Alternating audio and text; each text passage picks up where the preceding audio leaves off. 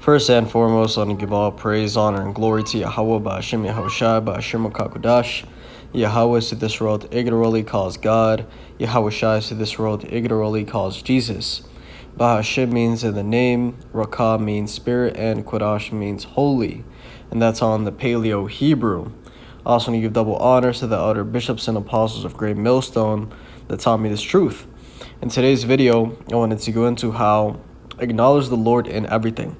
Okay, this is inspired by James chapter 4 and verse 13. It says, "Go to now, ye that say, today or tomorrow we will go into such a city and continue there a year and buy and sell and get gain. Whereas ye know not what shall be on the morrow. For what is your life? It is even a vapor that appeareth for a little time and then vanisheth away. For that ye ought to say, if the Lord will, we shall live and do this or that." Right, so this is the mentality that the Lord is in control of everything, right? People would try to think, or people think that they're the ones in control, that their hard work is what makes things happen, when that's not the case at all, right? There are people out there that work hard and make a lot of money, and there's people out there that work hard and make no money, right? So it is the Lord that gives the increase at the end of the day, okay? Not what you're doing.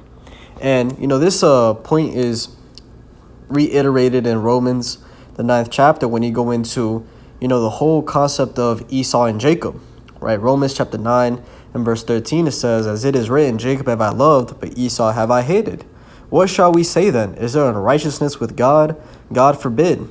And actually you have to read verse 11 to even understand this verse. It says, "For the children being not yet born, neither having done any good or evil, that the purpose of God according to election might stand, not of works, but of him that calleth." Right? So it's not about your works, right? When you really look at it, it's about predestination. It's about what the Most High has decided.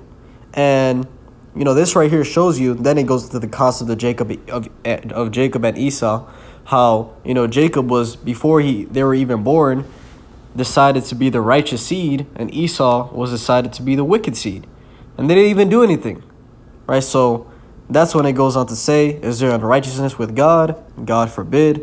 For he said to Moses, I will have mercy on whom I will have mercy, and I will have compassion on whom I will have compassion. So then it is not of him that willeth, nor of him that runneth, but of God that showeth mercy." So it all goes back to the Most High's mercy.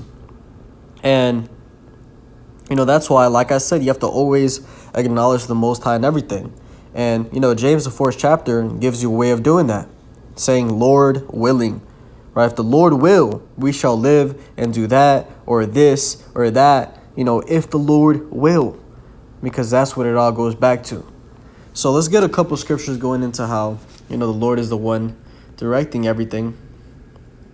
This is Proverbs chapter 16 and verse 9. It says, "A man's heart deviseth his way, but Yahweh directeth his steps." Right, so here it is. You might have a plan to go on vacation, to do this tomorrow or the next week. And next thing you know, you lose all your money. Next thing you know, you become, fatally sick and you can't do nothing at all. That is the Most High directing your steps, okay? Showing you that there's no reason really of making those long-term plans because you don't know what could happen. That's why, Yahweh Shai told us to live day by day, right? Get your daily bread. Worry about today because there's sufficient evil for just today, right? Tomorrow is going to have its own problems. And that's a mentality that is really frowned down upon today, because you see people really take it to the extreme levels of, doing nothing essentially, right? There's a balance to everything. When it says, just worry about today and don't worry about the future, doesn't mean, just bum out and do nothing at all. It means understand that you're not supposed to be anxious, right? You're not supposed to be worried about this and what if this and what if that. That whole anxiety spirit is not supposed to be in you at all, right? It's supposed to be 100% concrete faith in the Lord that everything is going to play out perfectly, smoothly. Not perfectly, I'd rather say smoothly, okay? Because the scriptures say that, when have you ever seen the righteous begging bread, okay? Psalms chapter 37, verse 25 says, "I have been young and now I'm old, yet have I not seen the righteous forsaken, nor his seed begging bread." Okay, so if you are seeking the Most High in truth and sincerity, somehow, some way, He's going to take care of you. Even if it looks like you might be completely out of the picture, you see no way out, the Most High always comes through. And you're going to learn that, the only way through experience, through going through those hard patches in life and, getting back up and the Most High making a way, right? That's the scripture in itself right there, how, the Most High, it makes a way. And He's not unrighteous to put a trial upon you that you can't pass. I believe it's in Corinthians.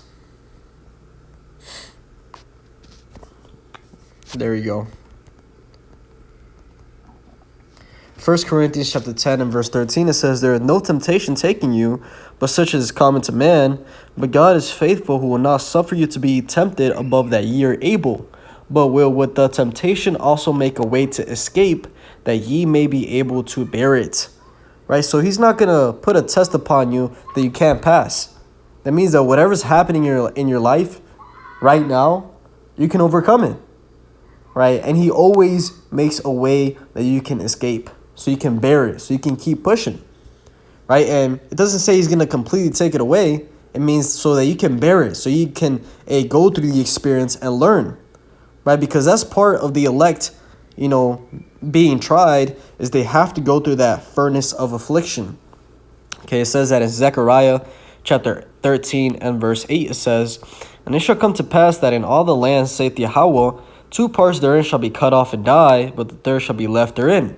Right, going into how two-thirds of the Israelites here in America are going to be destroyed, and 1/3 are going to be saved. It says, "And I will bring the third part through the fire, and will refine them as silver is refined, and will try them as gold is tried. They shall call on my name, and I will hear them. I will say, it is my people, and they shall say, Yahweh is my power." Right, so the elect are going to have to go through that fire. They're going to have to be refined. And when you go into the process of being refined, it's not pretty, right? It's a lot of chaos. It's a lot of friction, pressure, in order to get those impurities out of those metals. So it's the same thing with us. The Most High is going to put you in situations where the only solution is to seek Him. So let's finish with this. This is Ecclesiastes chapter 2 and verse 1. It says, "My son, if thou come to serve the Lord, prepare thy soul for temptation." Right, you're going to get those trials. It says, "Set thy heart aright and constantly endure, and make not haste in time of trouble. Cleave unto Him, and depart not away, that thou mayest be increased at thy last end. And whatsoever is brought upon thee, take cheerfully, and be patient when thou art changed to a low estate. For gold is tried in the fire, and acceptable men in the furnace of adversity." All right, so if you want to be acceptable, you got to go through the fire. And one key thing here, like I said, is that the world teaches a completely contrary mindset, right? The easy life, everything easy, easy, easy. When it says that, make not haste in time of trouble. Okay, be patient when thou art changed to a low estate. Whatever happens to you, take it cheerfully. Instead of complaining, instead of bitching, you're supposed to be happy 24/7. Be happy when everything around you is collapsing. Okay, because that shows true detachment from this world and true attachment to the Lord. So, verse 6, "Believe in Him, and He will help thee. Order thy way aright, and trust in Him." So, that's the blueprint. Believe, and He's going to help you. Do everything you can to make sure your stuff is on point, and let Him do what He does. So, I'll leave it there. Hopefully this is edifying. With that, and give all praise, honor, and glory to Yahweh, Ba'ashem Yahushua, Ba'ashem Makakodash, and double honors to the elder bishops and apostles of Great Millstone that taught me the truth. Shalom, see you like shalom.